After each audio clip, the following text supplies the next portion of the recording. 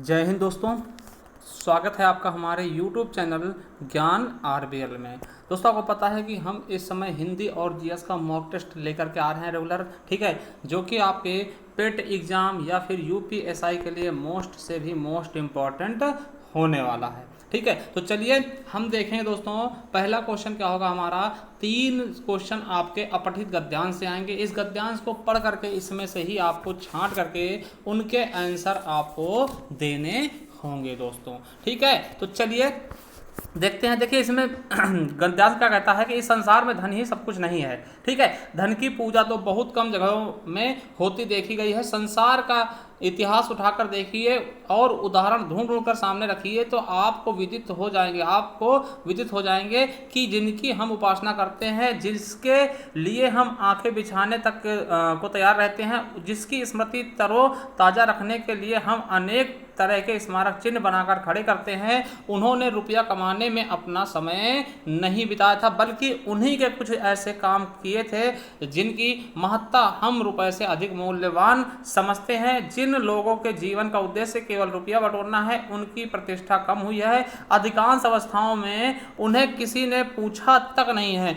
उन्होंने जन्म लिया, रुपया कमाया और परलोक की यात्रा कर ली, अर्थात मर गए, ठीक है। किसी ने जाना तक नहीं कि वे कौन थे और कहाँ गए, ठीक है। मानव समाज स्वार्थी अवश्य है, पर वह स्वार्थ की उपासना करना नहीं जानता। अंत में वे ही पूजे जाते हैं जिन्होंने अपने जीवन को अर्पित करते समय सच्चे मनुष्यत्व का परिचय दिया है दोस्तों। तो चलिए गद्यांश का उचित शीर्षक होगा, तो पहले का क्वेश्चन क्या कहता है, इसका उचित शीर्षक क्या होगा दोस्तों। धन की लोलुपता, धन की महत्ता, या धन और मनुष्यता की महत्ता दोस्तों। तो किसकी कौन सा ऑप्शन सही हो जाएगा, हम आपको बता दें। इसका बिल्कुल और बिल्कुल सही आंसर कौन सा हो जाएगा, धन और मनुष्यता के बारे में इसमें बताया गया है, ठीक है। चलिए अगला है, उपर्युक्त गद्यांश के अनुसार संसार में किस तरह के मनुष्यों की पूजा होती है। देखिए यहाँ पर आप देख सकते हैं कि दोस्तों किस तरह के मनुष्य की पूजा होती है, तो दोस्तों सच्चे मनुष्यत्व का परिचय देने से, ठीक है। तो चलिए हम देखते हैं, जो धनार्जन एवं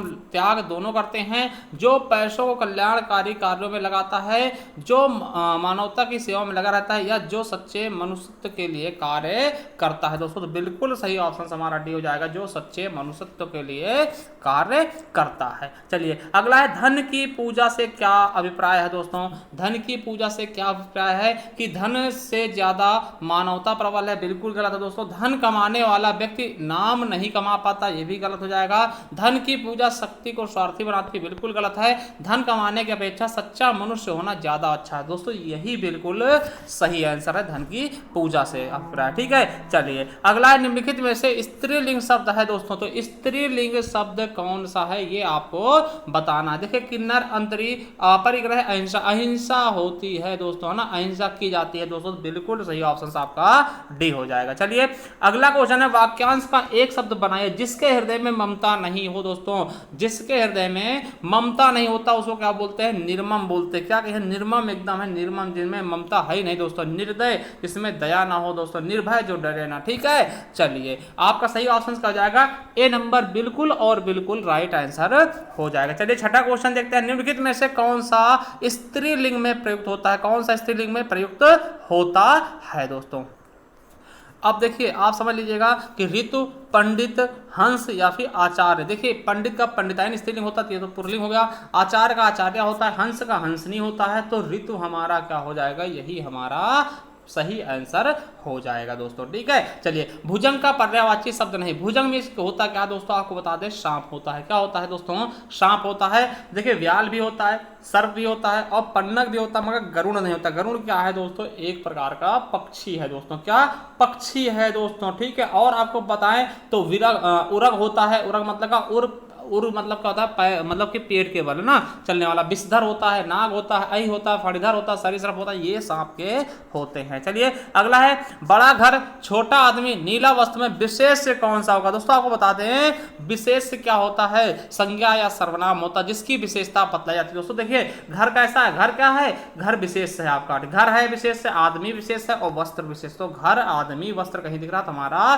सही ऑप्शन सी हो जाएगा। देखिए और पूछ ले, बड़ा, छोटा, नीला, क्या ये विशेषण है दोस्तों, ठीक है, ये क्या है, विशेषण है। वाच्य होते हैं दोस्तों, वाच्य के कितने प्रकार होते हैं, 3 प्रकार के होते हैं, ठीक है, कृतवाच्य, कर्मवाच्य और भाववाच्य, ठीक है। चलिए निम्नलिखित में से भाववाच्य बताइए, कौन सा भाववाच्य का उदाहरण है, इसमें से हमें ये बताना है दोस्तों। देखिए, तुम फूल तोड़ोगे, नहीं दोस्तों ये नहीं होगा। अब चला जाए, बिल्कुल अब चला जाए दोस्तों, ये बिल्कुल हो जाएगा, ठीक है, क्या हो जाएगा, अब चला जाए, यही हमारा भाववाच्य हो जाएगा। इसमें भाव की बात की गई है। देखिए, इसमें कृतवाच्य है और इसमें कृतवाच्य है और पुस्तकें लिखी जाएंगी, ये क्या है, कर्मवाच्य हो जाएगा, ठीक है दोस्तों। अब चला जाए, यही हमारा सही ऑप्शन हो जाएगा। चलिए अगला है समुच्चय बोधक को कहते हैं दोस्तों। समुच्चय बोधक किसको कहते हैं, ये आप बताइएगा। देखिए, हमने कई बार पढ़ा है विकारी और अविकारी शब्द, क्या, विकारी और अविकारी शब्द, और अविकारी शब्द के अंतर्गत कौन कौन से आते हैं, क्रिया विशेषण, समुच्चय बोधक, संबंध बोधक, विस्मयाद बोधक। दोस्तों समुच्चय बोधक भी आपका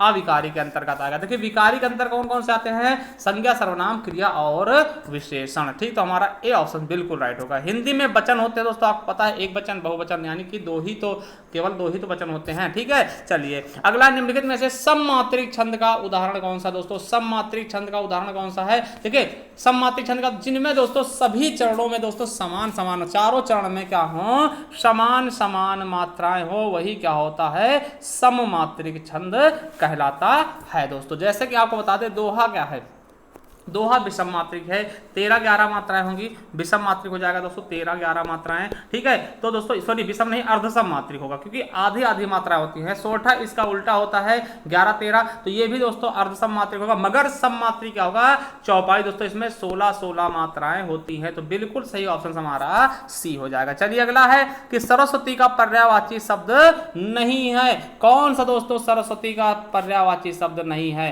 तो चलिए आपको हम बताते हैं दोस्तों। देखिए, वाणी बिल्कुल है, वीणा पाणी बिल्कुल है, शारदा है, मगर कमला नहीं है दोस्तों। कमला है किसका फिर, अगर कमला इनका नहीं है तो किसका है दोस्तों, तो लक्ष्मी जी का क्या है, पर्यायवाची कमला होता है। चलिए अगला है, इच्छु का तत्सम तद्भव रूप क्या होगा दोस्तों, इच्छु का तद्भव रूप क्या होगा, तो आपको बता दें ईख का होता है इच्छु, ठीक है। चलिए रेलगाड़ी शब्द है, क्या, रेलगाड़ी शब्द क्या है दोस्तों, तो आपको बता दें रेलगाड़ी कैसी शब्द दोस्तों, तो ये संकर शब्द है। संकर शब्द क्या होता है दोस्तों, जो दो अलग अलग भाषाओं से मिलकर बनते हैं। देखिए रेल प्लस गाड़ी दो भाषाओं से मिलकर बनी है, तो रेल किस भाषा का शब्द है दोस्तों, आपको पता है अंग्रेजी का है, और गाड़ी दोस्तों क्या है, हिंदी भाषा का शब्द है। तो जब दोस्तों दो अलग अलग भाषाओं के शब्द बने, मिलकर के बनाते कोई शब्द नया, तो वो संकर शब्द होता है। जैसे आपसे कहा गया सीलबंद, समझिएगा, सील बंद कहा गया, सील बंद दो शब्दों से मिलकर बना है। सील कौन सा शब्द है, अंग्रेजी, बंद कौन सा, फारसी, तो ये भी क्या हो जाएगा, संकर शब्द। अगला है थोप का पर्यायवाची क्या होगा, थोप का क्या पर्यायवाची होता है, ये आपको बताना। देखिए परचून, थाक, थोया या फिर पर्यायिक दोस्तों, तो यही हमारा सही ऑप्शन हो जाएगा, डी नंबर। चलिए अगला है विभू का पर्यायवाची क्या होता दोस्तों, विभू का पर्यायवाची क्या होता है दोस्तों। देखिए तो विभू का क्या होता है, सर्वव्यापक और नित्य, मतलब रेगुलर वाला, ठीक है। तो यही हमारा बिल्कुल सही ऑप्शन से हो जाएगा। चलिए 19 नंबर, व्यास का विलोम शब्द क्या होगा दोस्तों, व्यास का विलोम शब्द क्या होता है दोस्तों, आपको पता है समास का व्यास होता है, और व्यास का क्या हो जाएगा, समास हो जाएगा, ठीक है। संक्षेप का क्या होता है, लघु होता है दोस्तों, ठीक है, आपको पता होगा।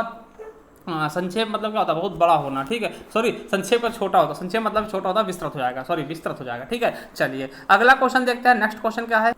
अगला है छक्का पंजा करना दोस्तों, बहुत अच्छा क्वेश्चन है दोस्तों। छक्का पंजा करना, इसका मतलब क्या होगा दोस्तों, ओछी हरकत से कार्य सिद्ध करना, ठीक, क्या हो जाएगा, इसका बिल्कुल सही क्या होता है, ओछी हरकत से कार्य सिद्ध करना। झगड़ा लगाना मतलब इसका नारद बनना, ठीक है, चापलूसी करना, है ना, तो ये समझ जाए आप। चलिए अगला है अधिमानता में प्रयुक्त उपसर्ग क्या होगा, तो अधि प्लस मानता क्या हो जाएगा दोस्तों, प्रयुक्त उपसर्ग क्या होगा, बिल्कुल सही ऑप्शन क्या हो जाएगा, अधि हो जाएगा, ठीक। जैसे आपसे पूछे अध्यक्ष में कौन होगा, अध्यक्ष में कौन सा उपसर्ग होगा, तो दोस्तों तब भी अधि ही होगा दोस्तों, क्या, अधि ही होगा, ठीक है। चलिए अगला क्वेश्चन, दिए गए वाक्य में एक शब्द रेखांकित है, उस शब्द में प्रयुक्त उपसर्ग किस कोटि का परिचय चिन्हित करता है। देखिए विद्यालय का उप प्रधानाचार्य जिम्मेदार व्यक्ति है दोस्तों, उप प्रधानाचार्य क्या है, जिम्मेदार व्यक्ति है दोस्तों। तो ये क्या है दोस्तों, उप कैसा शब्द है, उप कैसा किस प्रकार का उपसर्ग है, तो आपको बता दें तत्सम शब्द का है, तत्सम शब्द है, यानी संस्कृत का मतलब ये संस्कृत का उपसर्ग है, ठीक है। चलिए अगला क्वेश्चन देखते हैं कि नेक्स्ट क्वेश्चन क्या कहता है, प्रत्यय होता है दोस्तों। प्रत्यय क्या होता है दोस्तों, आपको पता होगा कि उपसर्ग और प्रत्यय क्या होते हैं, शब्दांश होते हैं दोस्तों। ये शब्द नहीं होते, ये शब्दों के अंश होते हैं। क्या होते हैं, शब्दों के अंश होते हैं उपसर्ग और प्रत्यय। कई बार पूछा था कि उपसर्ग क्या है, तो भी शब्दांश है, और प्रत्यय क्या है दोस्तों, वो भी शब्दांश ही होता है, जो कि शब्दों के अंत में जुड़ते हैं दोस्तों। ठीक है, शब्दों के देखिए शब्दांश क्या होते हैं, शब्द के छोटे छोटे अंश होते हैं जो आगे या पीछे जुड़ करके दोस्तों उनमें परिवर्तन ला देते हैं। चलिए अगला क्वेश्चन क्या है, निम्नलिखित में से कौन सा विलोम युग्म त्रुटिपूर्ण है, कौन सा क्या है, बिल्कुल गलत है दोस्तों। उपेक्षा, अपेक्षा, उपेक्षा बिल्कुल सही है, और अग्रज का अनुज बिल्कुल सही, आदान का प्रदान बिल्कुल सही, उन्नत का अवनति होगा, अवगत नहीं होगा दोस्तों, तो यही क्या है हमारा गलत हो जाएगा। चलिए अगला है कि प्रयोग के आधार पर शब्द के भेद कितने हैं दोस्तों। देखिए प्रयोग के आधार पर शब्द के कितने भेद हैं, तो दो ही भेद है दोस्तों। कितने हैं, दो। कौन कौन से, विकारी और अविकारी। हमने बताया था विकारी शब्द क्या होता है, जिनमें लिंग वचन कारक के आधार पर परिवर्तन होता है। अविकारी शब्द क्या होता है, जिनमें लिंग वचन कारक कारक के आधार पर परिवर्तन नहीं होता। अगला है पनही शब्द का तत्सम रूप क्या होगा। पनही शब्द का तत्सम रूप क्या होगा, ये क्वेश्चन कई बार पूछा गया। तो क्या होता है दोस्तों, उपापन है, उपाहन है दोस्तों। ठीक है, चलिए उद्यान का शुद्ध वर्ण विच्छेद कैसे करेंगे दोस्तों। उद्यान का शुद्ध वर्ण विच्छेद हम कैसे करेंगे, देखिए क्या होगा दोस्तों, देखिए ऊ हो जाएगा, है ना, ऊ हो जाएगा, फिर आधा दा होता है, फिर या होता है। ठीक है, फिर दोस्तों इसको हम आ करेंगे तो इसमें बड़ा आ की मात्रा निकलेगी दोस्तों। यहाँ पे देखिए, यहाँ पे ये ऐसे हलंत होना चाहिए, और आ हो गया, फिर दोस्तों ना होगा, और फिर हलंत लगेगा, फिर आ होगा, तो उद्यान ऐसे हो जाएगा दोस्तों। यहाँ पे भी हलंत होना चाहिए, सी ऑप्शन हमारा सही हो जाएगा। सरयूर्मी दोस्तों, सरयू प्लस उर्मी क्या हो जाएगा दोस्तों, सरयू प्लस उर्मी, सरयूर्मी दोस्तों। ठीक है, तो दोस्तों ये अगर बात करते हैं तो स्वर संधि ही होगा। स्वर संधि में कौन सा, तो दीर्घ स्वर संधि दोस्तों, क्या दीर्घ स्वर संधि हो जाएगा। चलिए अगला क्वेश्चन है, निम्नलिखित में से किस धातु से भाषा बनी है दोस्तों। बिल्कुल अच्छा क्वेश्चन है कि किस धातु से भाषा बनी है दोस्तों। तो आपको बता दें, भास धातु में आ जुड़ने से, प्रत्यय जुड़ने से दोस्तों भाषा बनी है। तो हमारा बिल्कुल सही ऑप्शन क्या हो जाएगा, बी नंबर हो जाएगा। चलिए अगला क्वेश्चन, धातुष्मा दोस्तों, धातु प्लस ऊष्मा दोस्तों, धातुष्मा हो जाएगा। और यहां भी कहीं ना कहीं दीर्घ संधि ही है दोस्तों, क्या है, दीर्घ स्वर संधि ही है, प्रयुक्त हुआ है। चलिए विशेषण और विशेष्य के योग से कौन सा समास बनता है दोस्तों, कई बार बता चुके हैं, ये बहुत ही महत्वपूर्ण है दोस्तों। कौन सा बनेगा, तो कर्मधारय समास बनेगा।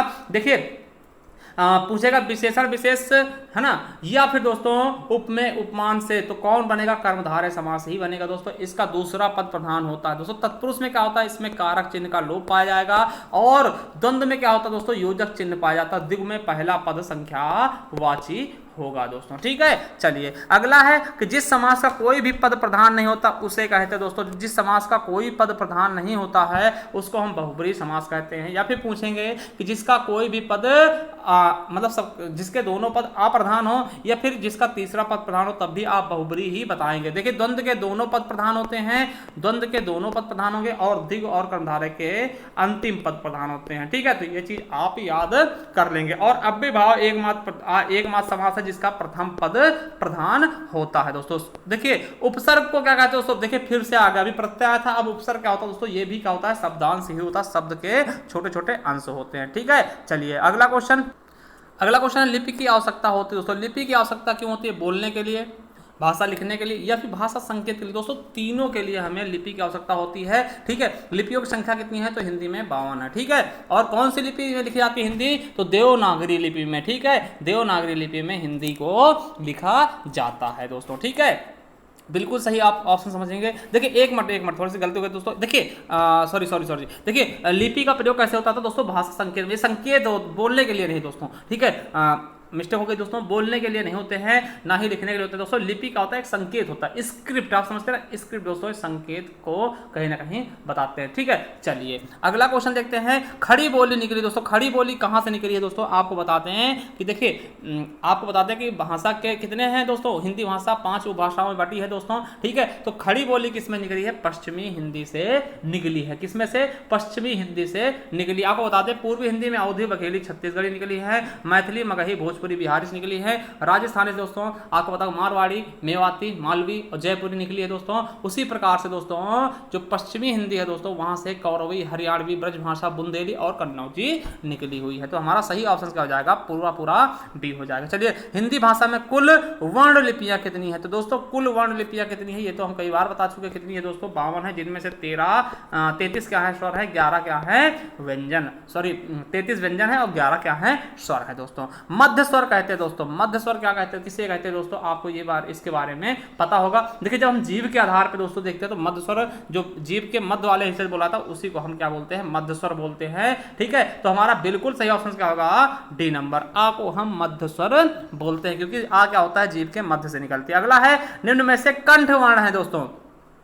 आपको पता होगा अकुह विसर्जनीय नाम कंठा, तो अकुह विसर्जनीय नाम कंठा। देखिए आ से अनार और काखा गाघा, ठीक है, और हा और विसर्ग ये सब क्या होते हैं, कंठ होते हैं। क्या होते हैं, कंठ होते हैं। देखिए रा और माँ का रूप क्या होगा, देखिए रा और माँ का रूप क्या होगा दोस्तों, देखिए यहाँ पे थोड़ा सा ये मिस्टेक है दोस्तों, तो रा और माँ का रूप अगर देखें तो रम होगा दोस्तों। ठीक है, मगर कहीं ना कहीं अगर ये हलंत रा पे लगाए होते तो सही रूप क्या होता है दोस्तों, ये वाला होता, क्योंकि देखिए रा, एक चीज याद रखेंगे, रा केवल और केवल यही आधा होता जो उड़ने वाला होता है, जिसको हम रेफ रा बोलते हैं, तो यही आधा रा होता है। बाकी के रा आप देखते होंगे दोस्तों जो ट्रक में लगता है ये भी रा पूरा होता है, जो आपने देखा होगा ये लगता है ना, और ये भी लगता है दोस्तों, ये दोनों एक ही रूप होते हैं। और ये बाकी सबके सब क्या होते हैं, पूरे रा होते हैं। और आधा रा अगर कोई पूछता तो केवल और केवल यही रेफ वाला रा होता। तो दोस्तों अगर इससे हलंत होता तो ये सी ऑप्शन बिल्कुल राइट होगा। प्रा में पूर्ण वर्ण कौन सा, देखिए अब देखिए प्रा में पूर्ण वर्ण कौन सा है दोस्तों, पूर्ण वर्ण कौन सा है, तो प्रा में हमने बताया कि रा ही क्या है,